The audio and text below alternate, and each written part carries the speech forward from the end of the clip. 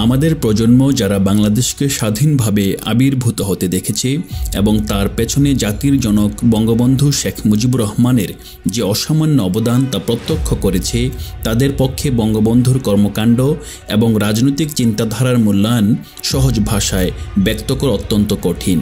আমি নিজে যখনই বঙ্গবন্ধুর কথা ভাবি তখনই আমার প্রথমে মনে পড়ে 1971 সালের মার্চ মাসের সেই উত্তাল দিনগুলির কথা। আমি তখন ঢাকাতেই ছিলাম। বিদেশে উচ্চশিক্ষা শেষ করে 1970 সালের ডিসেম্বরে আমি ঢাকা বিশ্ববিদ্যালয়ের রাষ্ট্রবিজ্ঞান বিভাগে শিক্ষকতা শুরু করেছি। 1970 সালের ডিসেম্বর মাসেই সেই ঐতিহাসিক নির্বাচন হয়, যাতে বঙ্গবন্ধুর নেতৃত্বে আওয়ামী লীগ অভূতপূর্ব বিজয় লাভ করে। আওয়ামী লীগ জাতীয় পরিষদের 169টি আসনের মধ্যে 166টি আসনে এবং প্রাদেশিক পরিষদের 300 আসনের মধ্যে 288টি আসনে জয়লাভ করে। 6 দফা এবং 11 দফার ভিত্তিতে নির্বাচনী ইশতেহার রচিত হয় এবং নির্বাচনী প্রচারণা চালানো হয়। সমগ্র জাতিকে অভূতপূর্বভাবে ঐক্যবদ্ধ করা হয় বাঙালির অধিকার আদায়ের সংগ্রামে। 1970 সালের নির্বাচনের এই বিশাল সাফল্যের পর থেকেই আমরা বিপুল আশা উদ্দীপনার মধ্যে ছিলাম। বাংলাদেশ যে সৃষ্টি হতে যাচ্ছে তা নিয়ে আমাদের মনে আর কোনো সন্দেহ ছিল না। তখন একমাত্র প্রশ্ন ছিল, আমরা কি শান্তিপূর্ণভাবে আলোচনার মাধ্যমে স্বাধীন দেশ সৃষ্টি করতে পারব, নাকি আমাদের একটা বিশাল রক্তাক্ত সংঘাতের পথে যেতে হবে। আমার মনে পড়ে 1 মার্চে যখন জেনারেল ইয়াহিয়া খান জাতীয় পরিষদের বৈঠক স্থগিত করলেন এবং তারপরে যখন বঙ্গবন্ধু 3 মার্চ থেকে অসহযোগ আন্দোলনের ডাক দিলেন, বাংলাদেশের সর্বস্তরের মানুষই তখন স্বতঃস্ফূর্তভাবে এই আন্দোলনে যোগ দিয়েছিল। প্রশাসন, বিচার বিভাগ, আইন শৃঙ্খলা বাহিনীর সদস্যবর্গ, ব্যবসায়ী সম্প্রদায় সবাই পাকিস্তান সরকারের পক্ষ ত্যাগ করে বঙ্গবন্ধুর প্রতি তাদের আনুগত্য প্রকাশ করল। পৃথিবীর আর কোনো দেশের স্বাধীনতা আন্দোলনে সংশ্লিষ্ট দেশটির জাতীয় স্বাধীনতা স্বীকৃতি না পাওয়া পর্যন্ত প্রশাসনকে এভাবে তাদের আনুগত্য পরিবর্তন করতে দেখা যায়নি। এর একটি প্রধান কারণ হলো বঙ্গবন্ধু আহত অসহযোগ আন্দোলন এমনই ব্যাপক ও সর্বজন গ্রাহ্য ব্যাপার হয়ে পড়েছিল যে অর্থনৈতিক কর্মকাণ্ড এবং আইন শৃঙ্খলা পরিস্থিতি সচল রাখার প্রয়োজনে অসহযোগ আন্দোলন চলাকালেই বঙ্গবন্ধুকে সারা দেশের শাসনভার পরিচালনার দায়িত্ব নিতে হয়। মার্চ মাসের 2 তারিখের পর থেকেই প্রতিদিন আমি ঢাকা শহরের বিভিন্ন জায়গায় ঘুরে বেড়াতাম। দেখতাম রাস্তায় হাজার হাজার লোক, কিন্তু সবাই ছিল শান্তিপূর্ণ। সবারই মনে এবং মুখে একই কথা, যা 7 মার্চ বঙ্গবন্ধু রেসকোর্স ময়দানের আজকের সোহরাওয়ার্দী উদ্যানে দেওয়া বক্তৃতায় বললেন। তিনি বললেন, এবারের সংগ্রাম আমাদের মুক্তির সংগ্রাম, এবারের সংগ্রাম স্বাধীনতার সংগ্রাম। আমি নিজে সেদিন রেসকোর্স ময়দানে উপস্থিত ছিলাম, দেখেছিলাম লাখো মানুষের ঢল, সবার মনে একই আশা এবং উদ্দীপনা। আমার মনে আছে আমি তখন একটি কথা খুবই ভাবতাম। রাষ্ট্রবিজ্ঞানের ছাত্র হিসেবে আমার কাছে ফরাসি দার্শনিক রুশোর সামাজিক চুক্তি বইটি খুব প্রিয় ছিল। বিশেষ করে রুশোর একটি তাত্ত্বিক ধারণা জেনারেল উইল যখন পড়তাম এবং পরবর্তীকালে ক্লাসে আমি যখন পড়াতাম তখন ভাবতাম জেনারেল উইল কেমন হতে পারে। 1971 সালের 2 মার্চের পর যখন আমি অসহযোগ আন্দোলনে হাজার হাজার জনতার স্বতঃস্ফূর্ত অংশগ্রহণ দেখলাম এবং সবার মুখে মুখে শুধু স্বাধীনতার কথা শুনতাম, তখন বুঝতে পারলাম রুশোর জেনারেল উইল কথাটির অর্থ কী। আমি স্পষ্টই দেখতে পেলাম আমাদের স্বাধীনতার পক্ষে জেনারেল উইল সৃষ্টি হয়েছে। সারা দেশের মানুষ এখন ঐক্যবদ্ধ স্বাধীনতার দাবির ডাকে। এই জেনারেল উইল, এই ঐক্যবদ্ধ জনমত গঠিত হয়েছিল বঙ্গবন্ধুর বহু বছরের সাধনা, ত্যাগ এবং কর্মকাণ্ডের ফলে। আমি নিজেকে খুবই ভাগ্যবান মনে করি যে আমি নিজের চোখে 1971 সালের মার্চ মাসকে এবং বঙ্গবন্ধুর সেদিনের ভূমিকাকে প্রত্যক্ষ করেছি। খুব কম লোকেরই ভাগ্য হয় ইতিহাস সৃষ্টি হতে দেখা। আমি ইতিহাস সৃষ্টি হতে দেখেছি। স্বাধিকার আন্দোলনকে স্বাধীনতার আন্দোলনে রূপান্তরিত হতে দেখেছি। এইসব ঐতিহাসিক ঘটনার মূল নায়ক বঙ্গবন্ধু শেখ মুজিবুর রহমানকে অসম্ভব সম্ভব করতে দেখেছি। আমি আগেই বলেছি, সে সময়ের আমাদের অনুভূতি, যারা তখন উপস্থিত ছিলেন না, যারা চোখে দেখেননি এবং সেই অনুভূতি যাদের হৃদয়ে তখন স্পর্শ করেনি, তাদেরকে ঠিক ভাষায় বলে বোঝানো কষ্টকর। পৃথিবীর অনেক দেশেই অনেক সময়ে অনেক নেতা নিজেকে প্রতিষ্ঠিত করতে পারেন, দেশ পরিচালনা করতে পারেন, কিন্তু খুব অল্প সংখ্যক নেতাই ইতিহাস রচনা করতে পেরেছেন। বঙ্গবন্ধু শেখ মুজিবুর রহমান ছিলেন তেমনই একজন অনন্য কালজয়ী ইতিহাসের মহানায়ক। যদিও আমাদের স্বাধীনতা অর্জনের পর 48 বছর এবং বঙ্গবন্ধু হত্যার পর 43 বছর অতিবাহিত হয়েছে, তবুও এখন পর্যন্ত সর্বাঙ্গীনভাবে গবেষণালব্ধ বঙ্গবন্ধুর কোনো আত্মজীবনী লেখা হয়নি। এই অভাবটা আমাদের জন্য জাতীয়ভাবে একটি লজ্জার বিষয়। আমার মনে হয় বঙ্গবন্ধু সম্পর্কে কিছু জানতে হলে, বিশেষ করে তার রাজনৈতিক চিন্তাধারা এবং কর্মকাণ্ডের উৎস খুঁজতে হলে তার নিজের লেখা ডায়েরি, যার উপর ভিত্তি করে দুটি বই প্রকাশিত হয়েছে, অসমাপ্ত আত্মজীবনী 2012 সালে এবং কারাগারের রোজনামচা 2017 সালে, তাই হলো সবচেয়ে মূল্যবান সূত্র। অসমাপ্ত আত্মজীবনীতে তিনি তার ছোটবেলা, যৌবনের জীবন দর্শন এবং রাজনীতি সম্পর্কে আলোকপাত করেছেন। অত্যন্ত দুঃখের বিষয়, তার অসমাপ্ত আত্মজীবনীতে 1950-এর দশকের পরের ঘটনার বিবরণ নেই।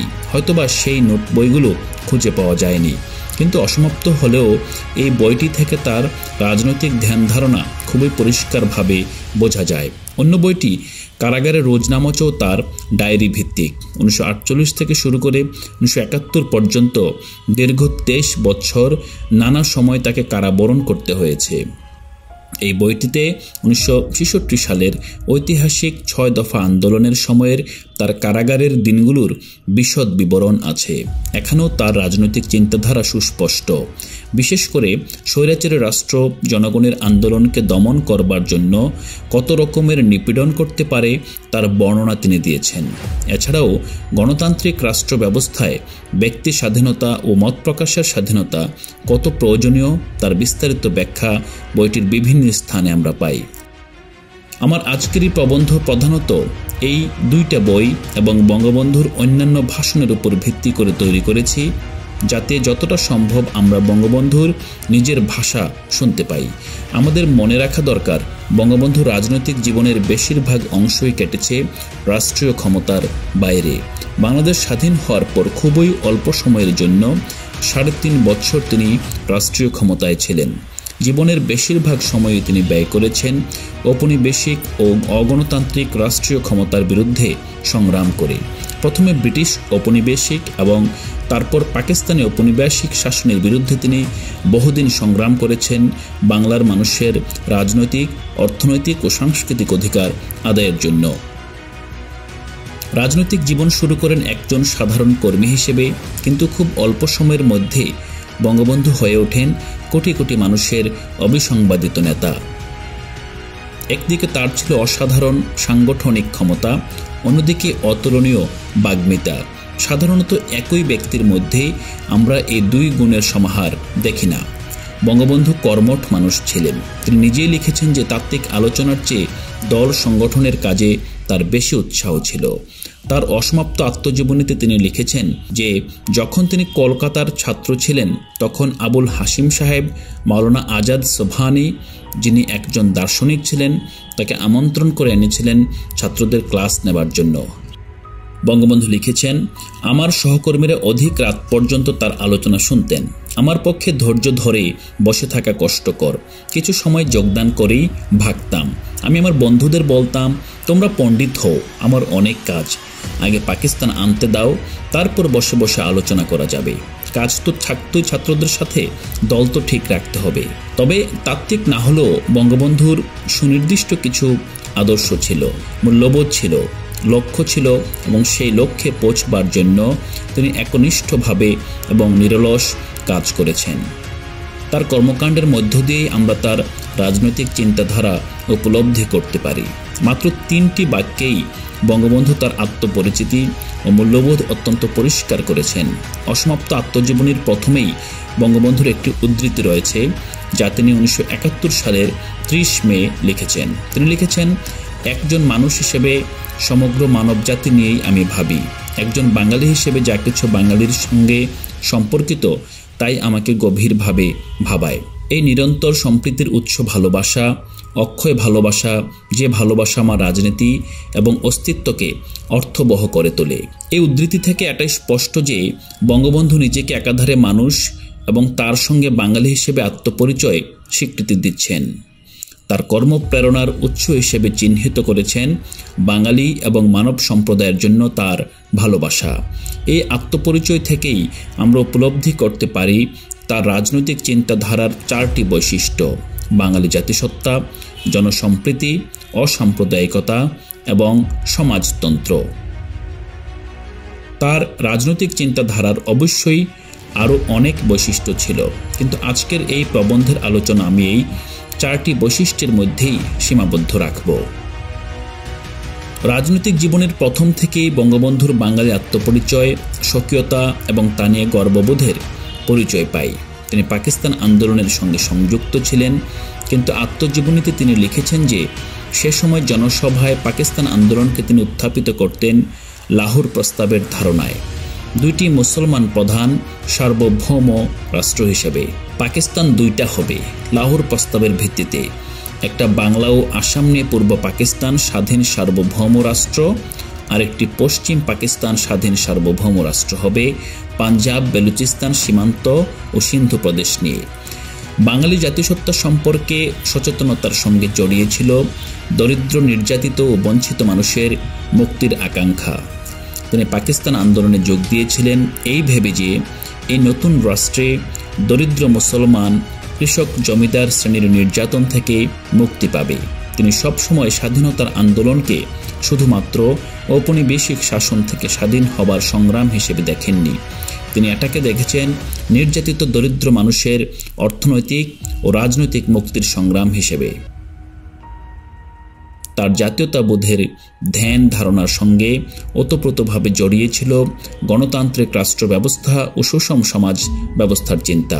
বাঙালির জাতিসত্তার স্বীকৃতির আন্দোলনকে তিনি সব সময় দেখেছেন একটি গণতান্ত্রিক আন্দোলন হিসেবে, শোষিত বঞ্চিত মানুষের মুক্তির আন্দোলন হিসেবে। তাই 7 মার্চ 1971 সালে তিনি একই সঙ্গে ডাক দেন স্বাধীনতা ও মুক্তির সংগ্রামের জন্য। পাকিস্তান প্রতিষ্ঠার আগে কলকাতায় ছাত্র থাকাকালীন সময়ে যখন তিনি মুসলিম লীগে যোগ দেন, তখন বঙ্গবন্ধু ছিলেন শহীদ সোহরাওয়ার্দী এবং আবুল হাশিমের দলে, যারা প্রগতিশীল বলে পরিচিত ছিলেন। আত্মজীবনীতে বঙ্গবন্ধু লিখছেন, শহীদ সাহেবের নেতৃত্বে আমরা বাংলার মধ্যবিত্ত শ্রেণীর লোকেরা মুসলিম লীগকে জনগণের লীগে পরিণত করতে চাই। মুসলিম লীগ তখন পর্যন্ত জনগণের প্রতিষ্ঠানে পরিণত হয় নাই। জমিদার, জোতদার ও খান বাহাদুর নবাবদের প্রতিষ্ঠান ছিল। মুসলিম লীগের এই পুনর্গঠনের কাজে বঙ্গবন্ধু নিবেদিত প্রাণ হয়ে কাজ করেন। আত্মজীবনীতে তিনি লিখছেন, মুসলিম লীগ প্রতিষ্ঠার পূর্বে ছিল খান সাহেব, খান বাহাদুর ও ব্রিটিশ খেতাবধারীদের হাতে, আর এদের সাথে ছিল জমিদার, জোতদার শ্রেণীর লোকেরা। এদের দ্বারা কোনোদিন পাকিস্তান প্রতিষ্ঠা হতো না। শহীদ সাহেবকে ও হাসিম সাহেব যদি বাংলার যুবক ও ছাত্রদের মধ্যে মুসলিম লীগকে জনপ্রিয় না করতে পারতেন এবং বুদ্ধিজীবী শ্রেণীকে টেনে না আনতে পারতেন, তাহলে কোনোদিনও পাকিস্তান আন্দোলন বাংলার কৃষকদের মধ্যে জনপ্রিয়তা লাভ করতে পারত না। লাহোর প্রস্তাব যখন 1946 সালের মুসলিম লীগ কনভেনশনে পরিবর্তন করা হলো এবং 2টি পাকিস্তান রাষ্ট্রের বদলে শুধু একটি রাষ্ট্রের কথা প্রস্তাবিত হলো, সেই পরিবর্তন সম্বন্ধে বঙ্গবন্ধু আত্মজীবনীতে লিখছেন যে তখন তাদের বলা হয়েছিল যে কাউন্সিলের প্রস্তাব পরিবর্তন করা হয় নাই, এটা কনভেনশনের প্রস্তাব। এরপর 1947 সালে সোহরাওয়ার্দী এবং শরৎ বসুর উদ্যোগে বাংলাকে ভাগ না করে যুক্ত বাংলার উদ্যোগ নেওয়া হয়। তখন সেই উদ্যোগের সঙ্গেও বঙ্গবন্ধু যুক্ত ছিলেন। পাকিস্তান প্রতিষ্ঠার পর বঙ্গবন্ধু ঢাকায় ফিরে প্রগতিশীল সংগঠন ও বাঙালির বিভিন্ন অধিকার আদায়ের আন্দোলনের সঙ্গে জড়িয়ে পড়েন। 1948 সালে রাষ্ট্রভাষা বাংলার দাবিতে আন্দোলনে অংশগ্রহণের জন্য তিনি কারাবরণ করেন। আত্মজীবনীতে তিনি লিখেছেন, যে কোনো জাতি তার মাতৃভাষাকে ভালোবাসে। মাতৃভাষার অপমান কোনো জাতি কোনো কালে সহ্য করে নাই। তবে সে সময় তিনি শুধু ভাষার অধিকার নিয়েই সংগ্রাম করেছেন তা নয়, গরিব এবং নির্যাতিত মানুষের পাশে থেকে অন্যায় অবিচারের বিরুদ্ধে বিভিন্ন প্রতিবাদী আন্দোলনে যোগ দেন, যেমন কর্ডন প্রথার বিরুদ্ধে, জিন্নাহ ফান্ডের বিরুদ্ধে এবং ঢাকা বিশ্ববিদ্যালয়ের নিম্ন বেতনভোগী কর্মচারীদের সমর্থনে। 1949 সালে ঢাকা বিশ্ববিদ্যালয়ের চতুর্থ শ্রেণীর কর্মচারীদের আন্দোলনে ছাত্র সমর্থন সংগঠনের অপরাধে তিনি পুনরায় গ্রেফতার হন। এরপর 1949 সালে আওয়ামী লীগের প্রতিষ্ঠা লগ্নে তিনি আওয়ামী লীগের যুগ্ম সম্পাদক নির্বাচিত হন, যদিও তিনি তখন কারাগারে ছিলেন। আওয়ামী লীগ প্রতিষ্ঠার সপক্ষে যে যুক্তি তার আত্মজীবনীতে তিনি লিখেছেন তা হলো, আর মুসলিম লীগের পিছনে ঘুরে লাভ নাই। এ প্রতিষ্ঠান এখন গণবিচ্ছিন্ন সরকারি প্রতিষ্ঠানে পরিণত হয়েছে। বিরোধী দল সৃষ্টি করতে না পারলে এদেশে এক নায়কত্ব চলবে। কারাগার থেকে মুক্তি পাওয়ার পর 1949 থেকে 1954 সালে বঙ্গবন্ধু বিভিন্ন জেলায় আওয়ামী লীগকে সংগঠিত করার কাজে লিপ্ত হন। বিভিন্ন আন্দোলনের সঙ্গে যুক্ত হবার জন্য বারে বারে কারারুদ্ধ হন। 1953 সালে তিনি আওয়ামী লীগের সাধারণ সম্পাদক হন। 1954 সালে যুক্তফ্রন্ট নির্বাচনী জোটের একজন সদস্য হিসেবে বঙ্গবন্ধু প্রাদেশিক পরিষদের সদস্য নির্বাচিত হন। যুক্তফ্রন্টের 21 দফা নির্বাচনী ইশতেহারের অন্যতম দফা ছিল পূর্ব বাংলার স্বায়ত্তশাসন এবং বাংলা ভাষার রাষ্ট্রীয় মর্যাদা দেওয়া। এই নির্বাচনে মুসলিম লীগ দারুণভাবে পরাজিত হয়। মাত্র 34 বছর বয়সে বঙ্গবন্ধু যুক্তফ্রন্ট মন্ত্রিসভার কনিষ্ঠতম সদস্য হিসেবে যোগদান করেন, কিন্তু 90 দিনের মধ্যে কেন্দ্রীয় সরকার যুক্তফ্রন্ট সরকারকে বরখাস্ত করে। 1955 সালের মে মাসে বঙ্গবন্ধু পাকিস্তান গণপরিষদের সদস্য নির্বাচিত হন। গণপরিষদের এক বক্তৃতায় তিনি বলেন, ওরা পূর্ব বাংলা নামের পরিবর্তে পূর্ব পাকিস্তান নাম রাখতে চায়। আমরা বহুবার দাবি জানিয়েছি, আপনারা এটাকে বাংলা নামে ডাকেন। বাংলা শব্দটার একটা নিজস্ব ইতিহাস আছে এর একটা ঐতিহ্য। বাংলা ভাষাকে রাষ্ট্রভাষা হিসেবে গ্রহণ করার ব্যাপারে কি হবে? যুক্ত নির্বাচনী এলাকা গঠনের প্রশ্নটাই কি সমাধান করবেন? আমাদের স্বায়ত্তশাসন সম্পর্কেই বা কি ভাবছেন? আমার ওই অংশের পশ্চিম পাকিস্তানের বন্ধুদের কাছে আবেদন জানাবো যে আমাদের জনগণের রেফারেন্ডাম অথবা গণভোটের মাধ্যমে দেওয়া রায়কে মেনে নেন। অবশ্য বাংলার ঐতিহ্য এবং সংস্কৃতি রক্ষার পাশাপাশি তার বৃহত্তর সংগ্রাম ছিল বাঙালি জাতিকে বিভিন্ন শোষণের হাত থেকে রক্ষা করা এবং তাদের গণতান্ত্রিক অধিকার প্রতিষ্ঠা করা। আত্মজীবনীতে তিনি লিখেছেন, পূর্ব বাংলার সম্পদ কেড়ে নিয়ে পশ্চিম পাকিস্তানকে কত তাড়াতাড়ি গড়া যায় একদল পশ্চিমা নেতা ও বড় বড় সরকারি কর্মচারীরা গোপনে সে কাজ করে চলেছিল। শ্রমিক, কৃষক, মেহনতি মানুষ যে আশা নিয়ে স্বাধীনতা আন্দোলন, যে পাকিস্তান আন্দোলনের শরিক হয়ে অনেক ত্যাগ স্বীকার করেছে, তাদের অর্থনৈতিক মুক্তির দিকে কোনো নজর দেওয়াই তারা দরকার মনে করল না।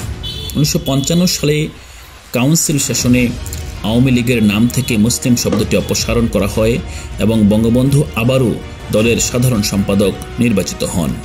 1958 সালে পাকিস্তানের সামরিক সরকারের অভ্যুত্থান হয়। সামরিক শাসক আইয়ুব খানের বিরুদ্ধে বিভিন্ন সময় বিভিন্ন আন্দোলনে নেতৃত্ব দেওয়ার কারণে বঙ্গবন্ধু এই সময় বহুবার কারাবরণ করেন। 1966 সালের ফেব্রুয়ারি মাসে লাহোরে বঙ্গবন্ধু তার ঐতিহাসিক 6 দফা দাবি উত্থাপন করেন, যার মাধ্যমে কেন্দ্রীয় সরকারের হাতে অত্যন্ত সীমিত ক্ষমতা ন্যস্ত করার প্রস্তাব করা হয়। সেই বছর মার্চ মাসে বঙ্গবন্ধু আওয়ামী লীগের প্রেসিডেন্ট নির্বাচিত হন এবং 6 দফার পক্ষে জনমত সৃষ্টির লক্ষ্যে সারা বাংলায় গণসংযোগ সফর করেন। 1966 সালের পর থেকে বঙ্গবন্ধু বাঙালি জাতীয়তাবাদের এজেন্ডাকে একমাত্র দাবি হিসেবে উপস্থাপন করেন। 6 দফা আন্দোলন শুরু হবার পর বঙ্গবন্ধু পুনরায় কারাবরণ করেন এবং কারাগারে থাকা অবস্থায় পাকিস্তান সরকার তার বিরুদ্ধে রাষ্ট্রদ্রোহিতার মামলা করে। 6 দফা দাবি ও আগরতলা ষড়যন্ত্র মামলা বঙ্গবন্ধুর খ্যাতিকে আরও বাড়িয়ে তোলে। 1969 সালে প্রচণ্ড ছাত্র আন্দোলনের মুখে আইয়ুব সরকারের পতন হয় এবং বঙ্গবন্ধু কারামুক্ত হন। কারামুক্তির পর ছাত্র সমাজ তাকে বঙ্গবন্ধু উপাধিতে ভূষিত করে। 1970 সালের নির্বাচনী প্রচারণায় বঙ্গবন্ধু বাংলাদেশ ও জয় বাংলা এই দুটি স্লোগান ব্যবহার করতে আরম্ভ করেন। 1966 থেকে 1970 মাত্র 4 বছরের মধ্যে বঙ্গবন্ধু সমগ্র জাতিকে স্বাধীনতার পক্ষে ঐক্যমতে আনতে পারেন।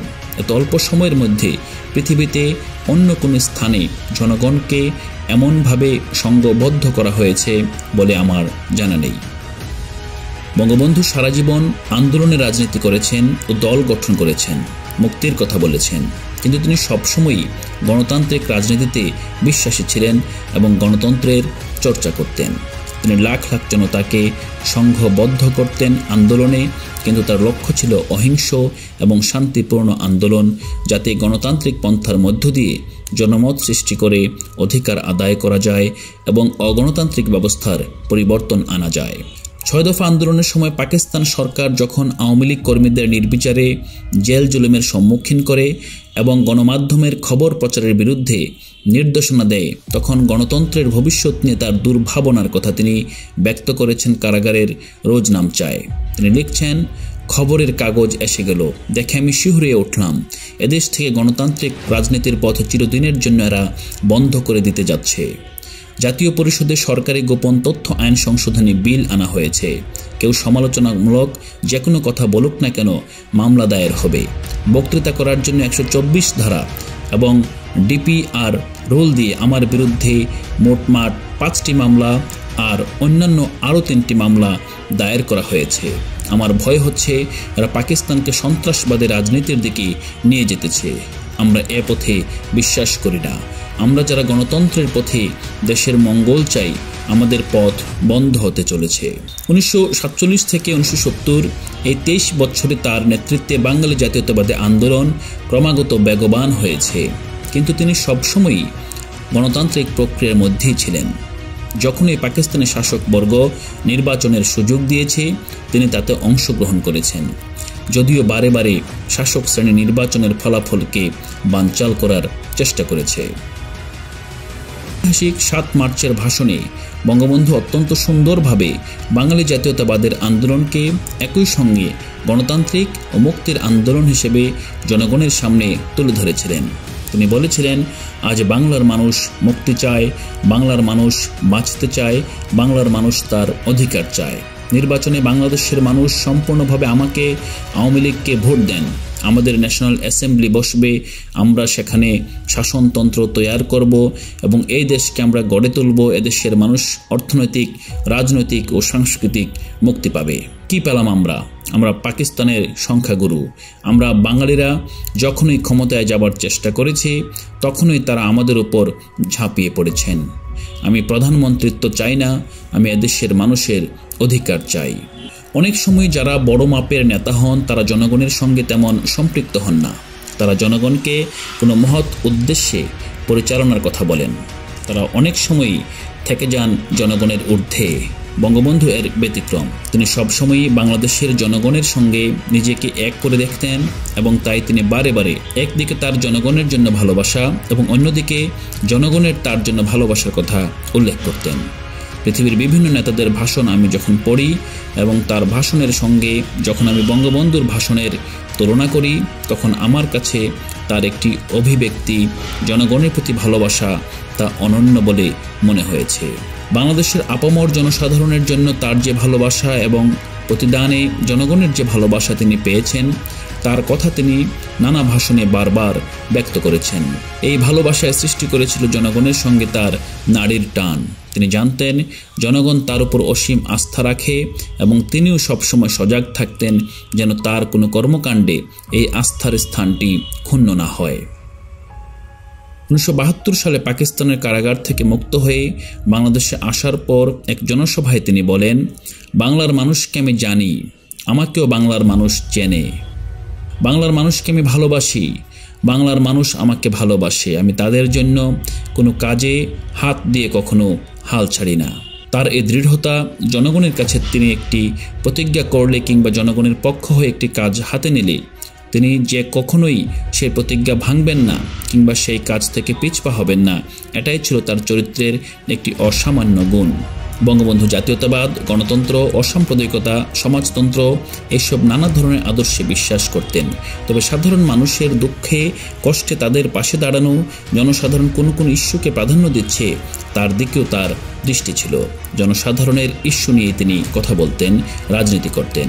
আমরা দেখতে পাই যখন তিনি পাকিস্তান আন্দোলনের সঙ্গে যুক্ত, তখন তিনি দুর্ভিক্ষ পীড়িত মানুষের জন্য লঙ্গরখানা খুলে কাজ করেছেন। পাকিস্তান প্রতিষ্ঠার পর যখন দেশে খাদ্যের অভাব, তখন তিনি সুষম খাদ্য বন্টনের আন্দোলন, ভোকা মানুষের মিছিলে অংশগ্রহণ করেন।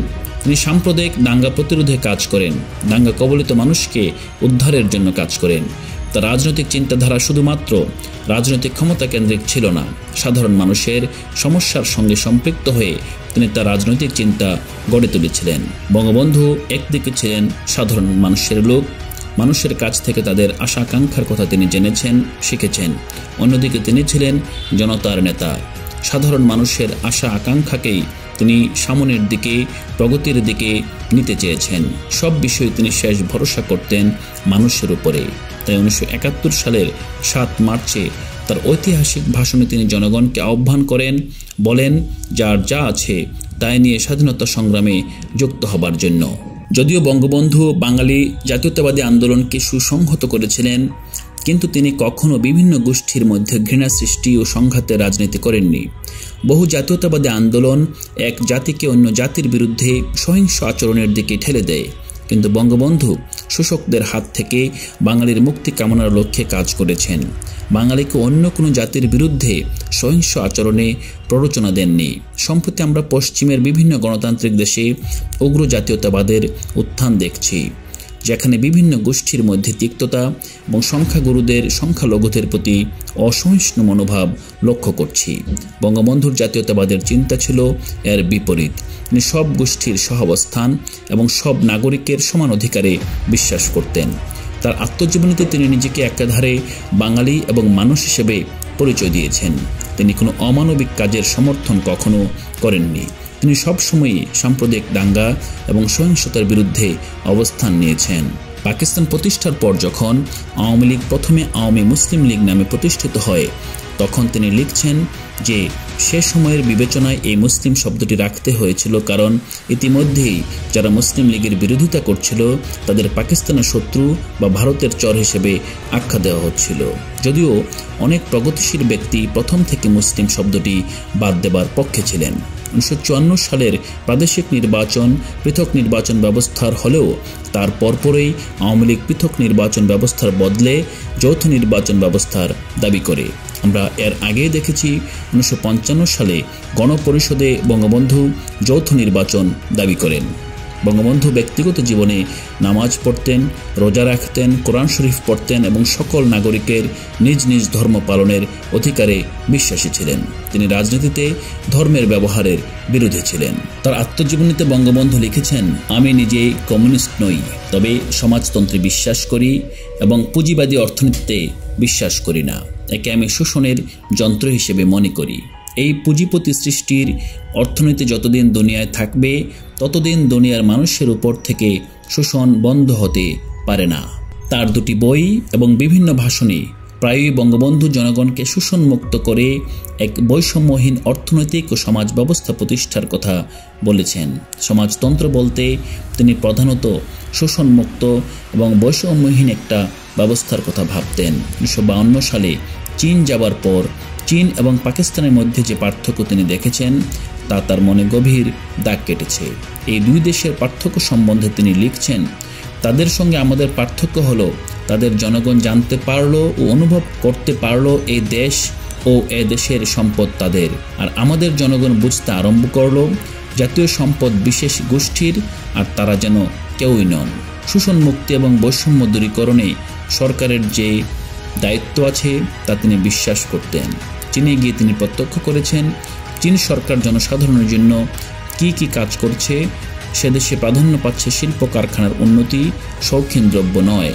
কারাগারের রোজনামচয়ে তিনি লিখেছেন, স্বাধীনতার পর তার স্বপ্নের সোনার বাংলায় তিনি কোনো বৈষম্য দেখতে চাননি। 1972 সালের 26 মার্চ জাতির উদ্দেশ্যে দেওয়া এক ভাষণে তিনি বলেন, বাংলাদেশে মানুষে মানুষে ব্যক্তিতে ব্যক্তিতে বৈষম্য থাকবে না।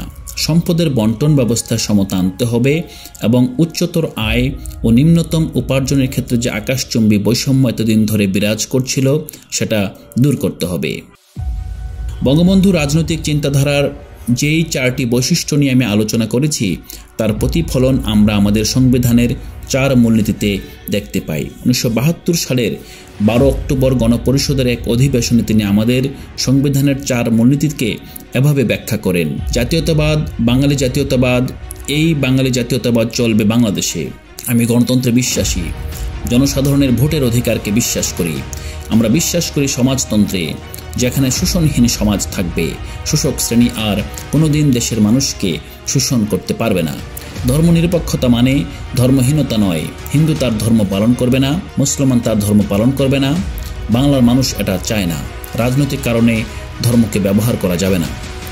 তার কর্মকাণ্ডের লক্ষ্য তিনি খুব সহজ 2টি শব্দে প্রায়ই ব্যক্ত করতেন। তিনি প্রায়ই বলতেন তার লক্ষ্য হচ্ছে সোনার বাংলা গড়ে তোলা, কিংবা তিনি বলতেন দুঃখী মানুষের মুখে তিনি হাসি ফোটাতে চান। বঙ্গবন্ধু তার জনসভায় খুবই সহজ সরল ভাষায় বক্তৃতা করতেন, তাই তার বক্তব্য ছিল সুস্পষ্ট। যেমন বাংলাদেশের স্বাধীনতার পরপরই 1972 সালে এক জনসভায় তিনি বলেন, আমি কি চাই? আমি চাই বাংলার মানুষ পেট ভরে ভাত খাক। আমি কি চাই? আমি বাংলার মানুষ সুখী হোক। আমি কি চাই? আমার বাংলার মানুষ হেসে খেলে বেড়াক। আমি কি চাই? আমার সোনার বাংলার মানুষ আবার প্রাণ ভরে হাসুক। তার বক্তৃতায় বঙ্গবন্ধু অর্থনৈতিক প্রবৃদ্ধির হার কিংবা অন্য তাত্ত্বিক বিষয় নিয়ে মাথা ঘামাতেন না। তিনি ঠিকই জানতেন জীবনে একটি হাসি কত অমূল্য, এবং সেই অমূল্য সম্পদই অর্জন করাটা ছিল তার লক্ষ্য। এই প্রবন্ধটির শেষাংশে রয়েছে তথ্য নির্দেশ। এখানে কিছু ফুটনোট ছিল এবং আমরা দেখেছি বেশিরভাগ ফুটনোটেই অসমাপ্ত আত্মজীবনী, যেটি ইউনিভার্সিটি প্রেস লিমিটেড থেকে প্রকাশিত হয়েছে। তারপর কিছু কারাগারের রোজনামচা থেকে, কিছু 7ই মার্চের ভাষণের উইকিপিডিয়া পেজের থেকে নেওয়া হয়েছে, এবং বাকি সবগুলো আত্মজীবনী থেকে। আমরা বলতে পারি যে এই পুরো প্রবন্ধটি রৌনক জাহান রচনা করেছেন শেখ মুজিবুর রহমানের ভাষ্য এবং শেখ মুজিবুর রহমানের বক্তৃতা এবং তার আত্মজীবনী মূলক লেখাকে কেন্দ্র করেই। সো আমরা যদি এক্ষেত্রে দেখি যে যেহেতু এখানে শেখ মুজিবুর রহমানের ক্রিটিক অথবা তাকে সমালোচনা কিংবা তার যেই শাসন আমল সেগুলো যে আলাপ আলোচনা সেগুলো আসলে এখানে ফুটে ওঠেনি। এটি নিতান্তই একটি শেখ মুজিবুর রহমানের রাজনৈতিক জীবন, মূলত স্বাধীনতাপূর্ব রাজনৈতিক জীবনে তার যে রচনা, সেই রচনাগুলোর একটি প্রতিফলন অথবা একটি অ্যাব্রাইজড অথবা সংক্ষিপ্ত ভার্সন হিসেবেই প্রবন্ধটি উপস্থাপিত হয়েছে। সবাইকে এই প্রবন্ধ শোনার জন্য বিশেষভাবে ধন্যবাদ।